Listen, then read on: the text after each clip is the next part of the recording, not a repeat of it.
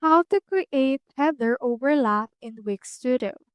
So in order to create a header overlap, what you need to do is just head over and then click first into your actual header. Now, once you have selected your header, click onto this inspector icon that we can see right here. Now, as you can see, it will show your header. So click onto this design. After that, you can see in here this responsive behavior. Just hover to this fixed height and then choose in here the actual header responsive behavior that you want. Now under that, you can see as well the header settings. So for the scroll effect, you can see that the header scrolls with side. You can click on that and choose in here other options.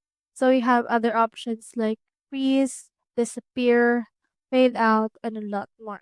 So for this one, if you want to choose it, just click onto this fade out in order to make an overlap with your header and onto the next section.